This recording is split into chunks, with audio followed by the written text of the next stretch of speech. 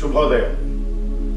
God in you, భగవంతుడు నీలో, నువ్వే భగవంతుడు అని తెలుసుకునేటటువంటి మర్మాన్ని 30 సంవత్సరాల పరిశోధన తపనతో మీ ముందుకు తీసుకొని వస్తున్నాం గాడ్ ఇన్ యూ ఛానల్ని.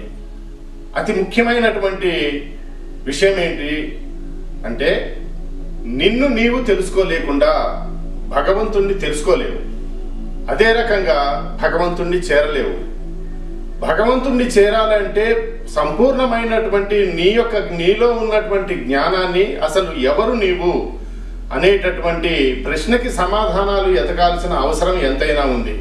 30 సంవత్సరాల పరిశోధన మరియు వివిధ సాధు సంతులతోటి కలిసి ప్రయాణము, అదే రకంగా యోగి అచ్యుతుల వారి ఆశీర్వాదంతో మీ ముందుకు మేము వస్తున్నాం.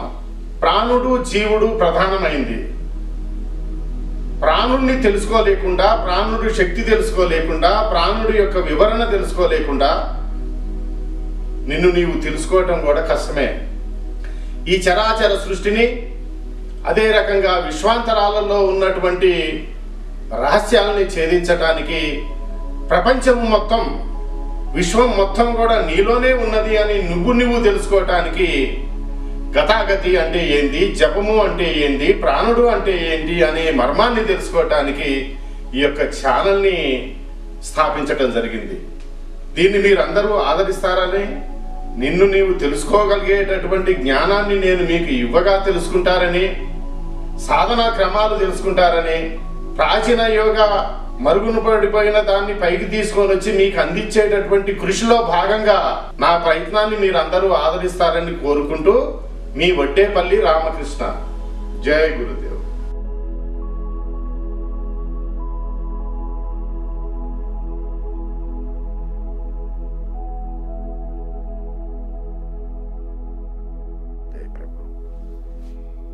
ఈ యొక్క బ్రహ్మస్వరూపము, ఇటువంటి నారాయణ స్వరూపం ధ్యానం చేసి దర్శనమై సంసారం అనే సముద్రాన్ని దాటి ముక్తుడయ్యే విధానానికి, ఇక్కడ నారాయణుడు అనంటే దయచేసి ఈ నారాయణ స్వాములని లేకపోతే ఇంకా వీళ్ళని భావించొద్దండి.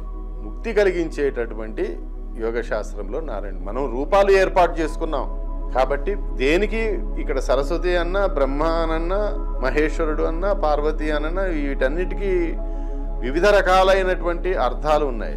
కాకపోతే జనబాహుల్యం కోసం సింపుల్గా అర్థమయ్యే విధానంలో చెప్తున్నాను. కనుక దీనికి ఈ 4 యోగాలు ఉన్నాయండి.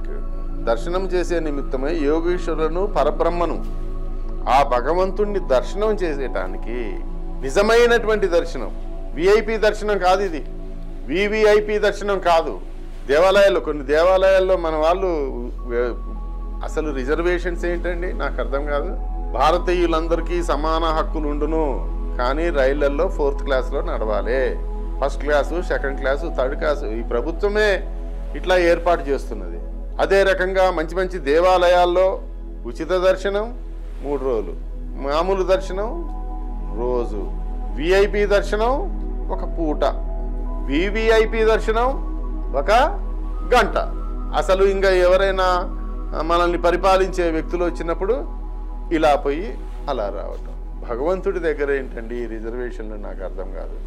అదే రకంగా ప్రపంచంలో ఈ రైల్వేలలో కానీ అదే విమానంలో వెళ్తాం, executive, 1st class, 2nd class, sweeper, దానికి ఏదన్నా జరిగితే నమ శివాయ సదాశివం, అందులో ఉన్న వాళ్ళే మళ్ళా. కనుక ఈ విభజించి పాలించే విధానం చేస్తున్నారు. సరే, యథా రాజా తజా ప్రజ, ఇప్పుడు ఉల్టా అయిపోయింది. అది ప్రజలు ఏం ఆశిస్తున్నారో అదే నాయకులు చేస్తున్నారు. ఇప్పుడు విచిత్రం ఏంటంటే 10,000 వరకు వెళ్ళిపోయింది ఇది ఓటు, నోటు 5,000కే వెళ్ళిపోయింది. వాటి చేయమంటే ఏం చేస్తారండి? మనలో కూడా నిష్ఠత ఉండాలి, కానీ వాళ్ళు సమర్పించట్లేదు కదా. వాళ్ళు ఏమీ చేయకపోవటం వల్ల ఏదో పాపం ఒక పండుకో, ఫలానికో, ఒక దావకానకో లేకపోతే అని పేదవాళ్ళు ఆశిస్తారు. అదే ప్రభుత్వం నిష్ఠతోటి చేస్తే ఇవి ఆశించరు కదా. అదే రకంగా ఈ యొక్క బ్రహ్మస్వరూపాన్ని, నారాయణ స్వరూపాన్ని తెలుసుకోవటానికి కొన్ని ముద్రలు కూడా మన దగ్గర ఉన్నాయి. ఒకటి, అందులో ముఖ్యమైనటువంటి ముద్రలు 4. ఈ 4 ముద్రల్లో ఒకటి షణ్ముఖి ముద్ర, 2 ధ్యాన ముద్ర, 3 శాంభవి ముద్ర, 4వది రాధా ముద్ర. ప్రతి ఒక్కదాన్ని నేను మళ్ళా దానికి ఏ ముద్రలకి ఎట్లా ఉంటుంది అనేది సవివరంగా మనవి చేస్తాను. అంటే ఆ యొక్క పరబ్రహ్మాన్ని, పరమ యోగీశ్వరునైనటువంటి శివదర్శనం మనకి కావాలి అనంటే ఒక్క జ్ఞానముతోటి మాత్రమే జరుగుతుంది. ఈ జ్ఞానము నేర్చుకొని అక్కడికి పోయి ఆయన్ని తనివి తీరా చూడొచ్చు. తనివి తీరా చూసటానికి వెళ్ళినవు అనంటే నువ్వు భగవంతుడివే, మానవుడు దైవ స్వరూపంగా మారేవాడే. అంటే ఇక్కడ నిన్ను నీవు తెలుసుకో, ఎగైన్ ఎగైన్ ఎగైన్ మళ్ళా చెప్తుంటాను, నిన్ను నువ్వు తెలుసుకో అనంటే ఈ యొక్క జ్ఞానాన్ని తెలుసుకోండి అని సవినయంగా మనం చేస్తున్నాం. ఇదే నేను చెప్పేది. Know yourself, know your thy. నిన్ను నీవు తెలుసుకో. నువ్వు అనేది ఒక జడ పదార్థాన్ని కాదు, నువ్వు ఒక బ్రహ్మ పదార్థాన్ని. నీకు అండంలో ఏది ఉన్నదో, ప్రపంచం మొత్తంలో ఏది ఉన్నదో, ఈ విశ్వం మొత్తం కూడా నీలో ఉన్నది మహాశయ. నువ్వు తక్కువ వాడివి కాదు. కానీ ఈ అజ్ఞానపు తెరలు వీటన్నిటినీ తొలగించుకొని నిజమైనటువంటి జ్ఞానాన్ని ప్రదర్శించండి. అందరూ కూడా మిగతా వాళ్ళకి మార్గదర్శకులు ఉన్న గురువులు అందరూ కూడా ఒక మంచి జ్ఞానాన్ని వాళ్ళకి ఇవ్వండి అని సవినయంగా కోరుకుంటున్నాను నేను. ఈ ముద్రలు 4, యోగాలు 4, యుగాలు 4. ఈ ముద్రలు 4లో షణ్ముఖి ముద్ర, ధ్యాన ముద్ర, శాంభవి ముద్ర, రాధా ముద్ర అనే 4 ముద్రలున్నాయి. అదే రకంగా యోగాల్లో మంత్రయోగము, లయయోగము, హఠయోగము, రాజయోగము అనే 4 యోగాలు ఉన్నాయి. ముద్ర అంటే మనం కూర్చునే విధానం అనుకోండి. యోగము అనంటే మంత్రయోగము, అది ఒక మంత్రయోగము, లయయోగము, హఠయోగము, రాజయోగము. ఇది ప్రమాణం అంటే ఎట్లా చేయాలి. ఈ యొక్క ముద్రలు ఆసన విధానాలు. తర్వాత యోగాలు అనేది మంత్రయోగము, లయయోగము, హఠయోగము, రాజయోగము అనే ఈ 4. సరే మీకు తెలుసు. యుగాలు 4: కృతయుగము, త్రేతాయుగము, ద్వాపరయుగము, కలియుగము. దీని గురించి వాటి జోలికి పోవటలే. ఈ సత్యం ఎట్లా నాశనం అయిపోయింది, ఎట్లా ఉన్నదానికి అని అంటే నేను వాటి జోలికి పోను. ఈ షణ్ముఖి ముద్ర, ధ్యాన ముద్ర, శాంభవి ముద్ర, రాధా ముద్ర అనే ఒక ముద్రలు ద్వారా యోగాలు 4: మంత్రయోగము, లయయోగము, హఠయోగము మరియు రాజయోగము. రాజు అనంటే కింగ్, అంటే దీనిని మించినటువంటి వేరొక యోగము లేదు. ఈ రాజయోగానికి ఉపాలు ఏవి? మంత్రయోగము, లయయోగము, హఠయోగము. దీన్ని కూడా మన వాళ్ళు బ్రహ్మాండంగా తాయెత్తులు, మంత్ర యంత్ర తంత్ర తాయెత్తు ఛూమంతర్లాగా తయారు చేసేసారు వీటన్నిటిని. అమ్మవారికి బ్రహ్మాండంగా ఇది చెయ్యండి, ఈ ధ్యానం చేయండి, ఈ జపం చేయండి, ఈ మంత్రం పఠించండి, 100 సార్లు, 400 సార్లు, 1,00,000 సార్లు జపం, 1,00,000 సార్లు కోటి రాయండి, లేకపోతే ఇంకా అది రాయండి, ఇది రాయండి, ఇంకా వాళ్ళు ఎక్సర్సైజులు చేపిస్తారు. అంటే ఇవన్నీ ఒక తప్పుడు వేలోకి మన యొక్క యోగ శాస్త్రం పోయిందని నేను చెప్పే విధానం ఇక్కడ. ఈ రాజయోగము అన్నిటికంటే మంత్రయోగము, మంత్రము ద్వారా పఠించటము అనుకోండి, లయయోగము, హఠయోగము, ఇంకా స్తంభించటమే, మొత్తం హఠం చేసేటమే. రాజయోగము అన్నిటికంటే ద సుప్రీం. దీని గురించే నేను కనీసం ఒక 10 ఎపిసోడ్లు చేయదలుచుకున్నాను నేను. ఎందుకంటే ఇందులో రాజయోగము నేను నేర్చుకున్నది కూడా రాజయోగమే కనుక ఈ రాజయోగాన్ని అభ్యాసం చేయటం వల్ల సాధనా క్రమం ఏంటి, సాధన ఎలా చేయాలి, ఈ సాధన ద్వారా సాధించేది ఏంటి అని అంటే ముందే చెప్పుకున్నాం మనం. దశమరంధ్రం, ప్రాణుడు ఎక్కడ ఉంటాడు, వీళ్ళందరూ ఎక్కడ ఉంటారు, అన్ని యూనివర్స్ మొత్తం ఒక దగ్గర ఉండేది ఎక్కడ అంటే దశమరంధ్రం. కొంతమంది మాత్రమే తెలుసుకోగలిగారు. అది భగవంతుడి కృప వల్ల, మా గురువు గారి దయ వల్ల అది సాధన చేయగా చేయగా చేయగా నాకు అంటింది.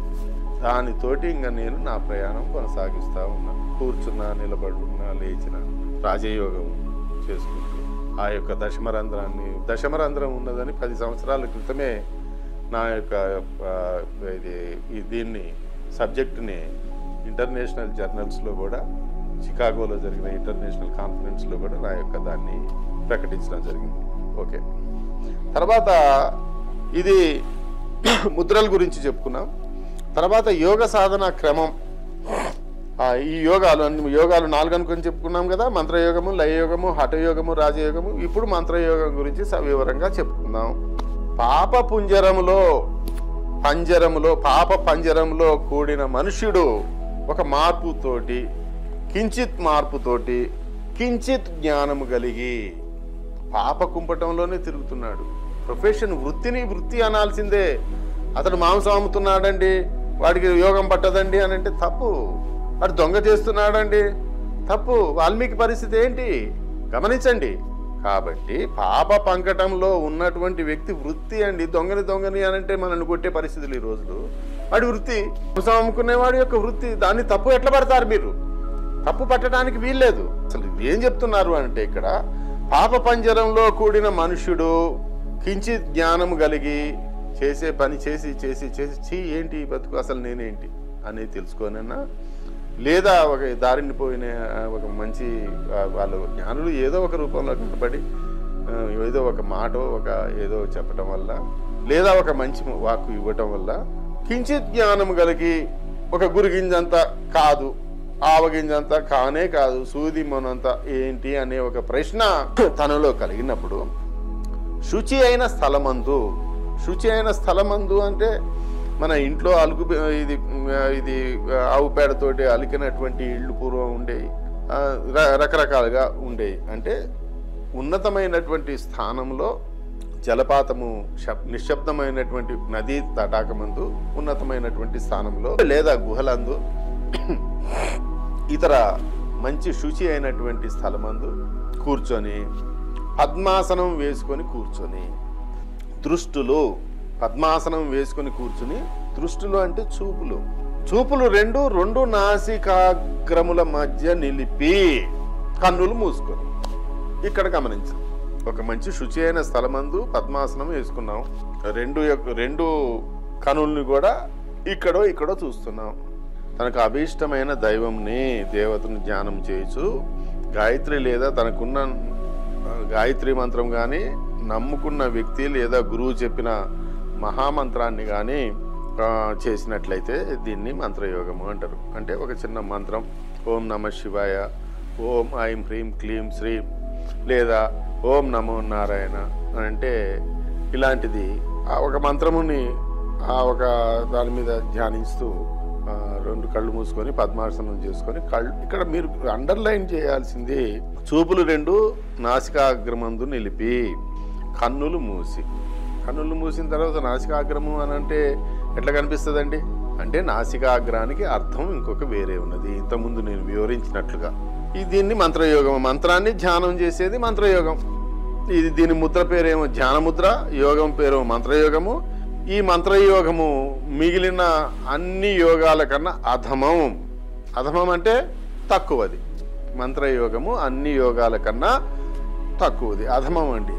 తర్వాత వచ్చేది లయయోగం.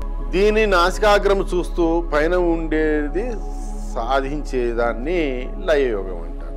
తర్జని 2 వేళ్ల చేత 2 చెవిరంధ్రములు పూర్తిగా మూసుకొని, ఇదిగో ఇట్లా చెవిరంధ్రాలు మూసుకొని అసట మహాధ్వని వినిపించును. అక్కడ ఒక ధ్వని అనే శబ్దం, ఝూంకారం లాంటి శబ్దం వినిపించును.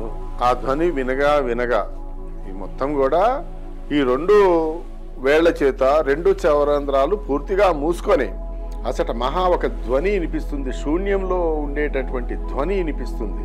ఆ ధ్వనిని వినగా ఎప్పటికో తనకి ఆ ధ్వని నుంచి చిరుగజ్జలనాదం, ఘంటానాదం, వీణానాదం, వేణునాదం, భేరీనాదం, గొప్ప పెద్ద గజ్జలనాదం, శంఖానాదం, తాళనాదం, మృదంగనాదం, మేఘనాదం అనే ఒక 10 శబ్దాలు వినిపిస్తుంది. అంటే చెవులు మొత్తం మూసుకుపోవాలి.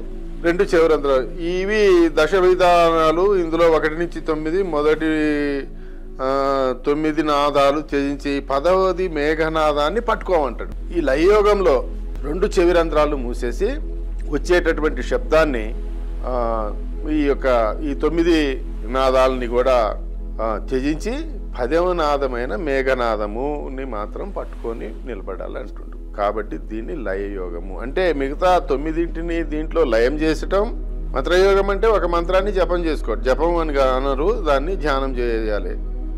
జపం అంటే దానికి పెద్ద అర్థం ఉన్నదండి. అది చిరు గజ్జల నాదం, గొప్ప గజ్జల నాదం, ఘంటానాదం, శంఖానాదం, వీణానాదం, తాళనాదం, వేణునాదం, మృదంగనాదం, భేరీనాదం, మేఘనాదాలన్నీ ఈ 10 నాదాలను వినాలి అని అంటే 2 చెవులు మూసుకుంటే బుమ్ అనే శబ్దమే వస్తుంది తప్ప ఈ నాదాలు అంటే అందులో లీనమైపోవాలి.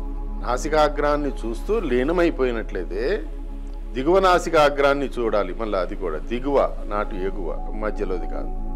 దిగువ నాసికాగ్రాన్ని చూస్తూ ఈ రకమైనటువంటి మేఘనాదాన్ని వింటూ పోతే దాన్ని లయయోగం అంటారని. ఇవి 10 విధానాలు. ఇందులో 1 నుంచి 9 వదిలేసుకొని 10వ మేఘనాదం అభ్యసించి వినంగా మనస్సు అచ్చట లీనమగును. ఇక్కడ ఈ పాయింట్ని అండర్లైన్ చేసుకోండి. మనస్సు లీనమగును. ఇది పూజలో కూడా మనస్సు లీనమవుతుంది. ఒక చెట్టు మీద కానీ, ఒక విగ్రహం మీద కానీ, అదే రకంగా ఇంత ముందుగా చెప్పుకున్నట్లుగా ఒక మూర్తి మీద కానీ విగ్రహారాధన, మనసు లగ్నం కావటం ముఖ్యం ఇక్కడ. కాబట్టి మనసు లగ్నం అయినప్పుడు కొంత శక్తి పొందటం జరుగుతుంది. అదే రకంగా దీనినే ప్రణవనాదం అని కూడా అంటారు. దేన్ని మేఘనాదాన్ని ప్రణవనాదం అని కూడా అంటారు. అకార ఉకార ముఖం మకారంబులు కూడి ప్రణవనాద రూపమై అనాహత చక్రమందు పుట్టి అచట నుండి ప్రజ్వలించి కపాలమందు మహాధ్వని అయి మోగుతూ ఉంటుంది. చెవులు మూసుకుంటే ప్రత్యక్షం ఇందుకు ప్రమాణం. దీనికి ఒక ప్రమాణం కూడా చేస్తున్నారు పూర్వీకులు. ఓం అకార ఉకార మకారంబులు కూడి ప్రణవనాద రూపమై అనాహత చక్రమందు పుట్టి అచట నుండి ప్రజ్వలించి కపాలమందు మహాధ్వని అయి మోగుస్తూ ఉండును. చెవులు మూసుకుంటే ప్రత్యక్షం ఇందుకు ప్రమాణం కూడా ఒకటి లయయోగానికి చెప్తున్నారు. అది అనాహత శబ్దస్య తస్య శబ్ద స్వయోధ్వని అంతర్గత జ్యోతిరంతర్గతం ఆత్మనో నిలయం యాతి దద్విష్ణో పరమపదం. ఇదే రాధామంత్రం. ఇది ఇంకొకటి, దీన్నే రాధామంత్రం అంటారు. ఇదే లయయోగము. ఇతను మంత్రయోగి కన్నా ఉత్తముడు. అంటే మంత్రయోగి కంటే లయయోగము ఉత్తముడు. దీన్ని రాధాముద్ర అంటారు. ఇది రాజయోగి కన్నా అధముడు అని చెప్తున్నారు. అంటే యోగ సాధనా క్రమంలో 4 మంత్రయోగము, లయయోగము, హఠయోగము, ఇది హఠయోగము మరియు రాజయోగము అనే 4 ఉన్నాయి. ఈ 4 అధమమైనది యోగ సాధనా క్రమంలో మంత్రయోగం. తర్వాత ఇది లయయోగము మంత్రయోగము కంటే కొద్దిగా ఉన్నతమైనటువంటి యోగము. తర్వాత 3వది హఠయోగం గురించి మనం తెలుసుకుందాం. ఈ హఠయోగము కొన్ని ముద్రలు, అంటే మనం ముద్రల గురించి చెప్పుకున్నాం. ఇది ఒక స్థితి, ఒక ముద్ర. ఇందులో హఠయోగంలో ఎడమ కాలిని 2 పిర్రల మధ్య ఉంచి, అంటే ఇవి ఇక్కడ కుడి కాలి ముడిమ బొడ్డు దగ్గర ఉంచి, గడ్డము రొమ్ము మీద ఉంచి, బొటన వేళ్లతో 2 చెవులను మూసివేసి, ఉంగరం వేళ్ళు 2టితో 2 ముక్కులను మూసి, మధ్య వేళ్లతో 2 కన్నులు మూసి, వాయువును రేచక పూరక కుంభకాల చేత సాధించేదాన్ని హఠయోగం అన్నారు. ఇందులో ఏం లేదు. ముక్కులు మూసుకోవాలి, చెవులు మూసుకోవాలి. ఇది అంటే 6 రంధ్రాలని పూర్తిగా మూసేయాలి.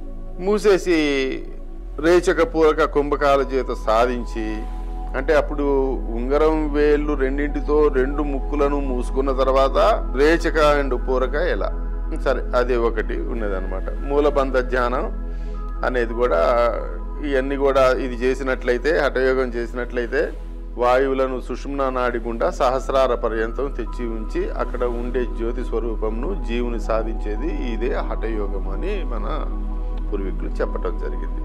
షణ్ముఖి కేవలం కుంభకం, ఇదే సిద్ధాసనం. హఠయోగి రాజయోగి కంటే మధ్యముడు, మంత్రయోగి కన్నా లయయోగి కన్నా ఉత్తముడు. అంటే మంత్రయోగి కన్నా లయయోగం గొప్పదంటున్నారు, లయయోగం కన్నా హఠయోగం గొప్పదంటున్నారు, హఠయోగం కన్నా రాజయోగం గొప్పదంటున్నారు. కాబట్టి ఈ 4 ఈ 3 తీసేస్తే పోద్ది కదా.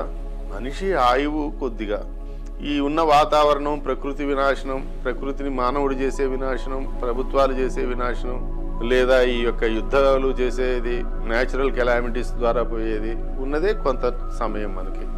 ఇవన్నీ ఇప్పుడు మనం మొదటి నుంచి చెప్పుకుంటూ వచ్చినవన్నీ మరణం దగ్గర నుంచి పుట్టుక దాకా, పుట్టుక నుంచి మరణం దాకా చూసుకుంటే ఇవన్నీ పోయేది అనుకుంటే ఎవరికి ఇదంతా ఆ సమయం ఎక్కడిది? అందుకనే ముఖ్యమైనటువంటి మూల గురువుని ఎత్తుక్కోమని అన్నారు. ఆ మూల గురువు ఇచ్చేటటువంటిది, రాజయోగము ఇచ్చేటటువంటి మూల గురువునే ఎన్నుకోండి.